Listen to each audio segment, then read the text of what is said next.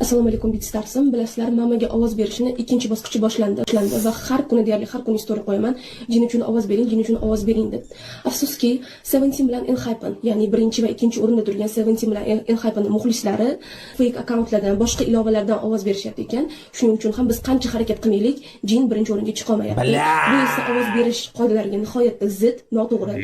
Shuning uchun armiylar bexabar bo'lmasdan, faqat Instagram tutib bunaqa o'tiravermasdan, har xil videolarni ko'ravermasdan, mana shunaqa yangiliklardan xabardor bo'lib turinglar.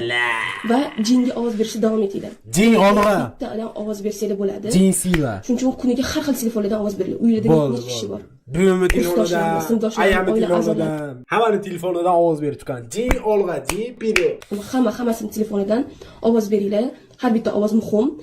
Jinni birinchi o'ringa chiqish ehtimoli yana ham balandlashadi. Jin olg'a. Qanaqa qiladi u bu narsa demanglar. Уже necha marta o'rgatdim qanaqa ovoz berishni. Qanday? Profilimda bor, kirib ko'ringlar.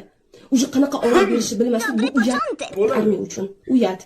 Qachondan beri birinchi bosqich tugadi, ikkinchi bosqich boshlandi. Haligacha ovoz berishni bilmaydi, uyat.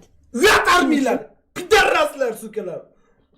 Deb yuribsanlarmi? Armiylar, yibarlar haligacha ovoz berishni bilmayapsizlar. Jin ba'di ayasini kirib ketyapsizlar bo'lsa, haligacha Instagramda ko'rib o'tiribsizlar. Voy, jin! Qachondan beri уже birinchi bosqich tugadi, ikkinchi bosqich boshlandi. Haligacha ovoz berishni bilmay yursiz, bu уже uyat. Uyat naxuy. Uyat naxuy. Armiyman demang naxuy. Armiyman demang, uyat naxuy. Bor qanaqa ovoz berish videosi qo'yganman.